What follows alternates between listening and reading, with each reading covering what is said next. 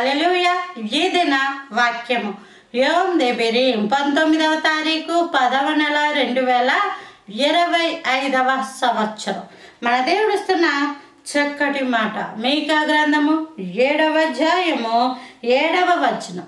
అయినను యెహోవా కొరకు నేను ఎదురు చూచెదను, రక్షణాకర్తయగు నా దేవుని కొరకు నేను కనిపెట్టి ఉందను. అయినను అంటే అర్థం ఏంటి? నీ పరిస్థితి అయిపోయిందని అర్థం, చెయ్యి ఖాళీ అయిపోయిందని అర్థం, మనుషులు విడిచిపెట్టేశారని అర్థం, రోడ్డు మీదకి వచ్చేసావని అర్థం.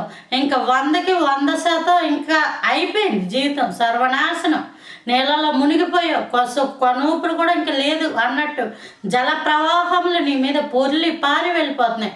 ఇంకెక్కడ ఛాన్సెస్ అన్నవి లేవు, అవకాశాలు అన్నవి లేవు. ఆయనను దేవుడు అంటున్నాడు. పేతురు అన్నాడు, ఇదిగో పేతురు నువ్వు వల వెయ్యి అన్నప్పుడు పేతురు చెప్పుకుంటూ వస్తాడు ఈ మాటలు.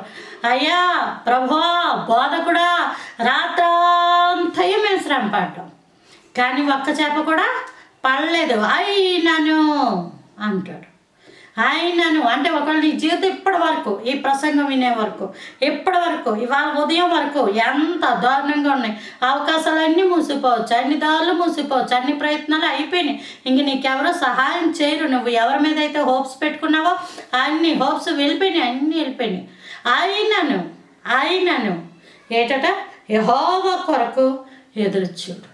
దేవుడు ఏదైనా చేయగలడు, ఎంతైనా చేయగలడు, ఎప్పుడైనా చేయగలడు, ఎలాంటి పరిస్థితులన్నా చేయగలడు. కాబట్టే ఆయన దేవుడు, మనిషి కాదు. మనిషికి హద్దులు ఉంటాయి, పరిమితులు ఉంటాయి, సామర్థ్యానికి కూడా హద్దు ఉంటుంది. ఇంకా వాళ్ళు ఏమీ చేయలేరు. కానీ నువ్వు నమ్ముకున్న నీ దేవుడు అలాంటి వ్యక్తి కాదు. ఆయన నరుడు కాదు, ఆయన దేవుడు. కాబట్టి దేవుడు నీ పరిస్థితిని అంతా మార్చి దేవుని గురికి ఎదురు చూడు. రక్షణాకర్తయ్యకు దేవుడు నీకు సహాయం చేయను గాక. ఆమేన్.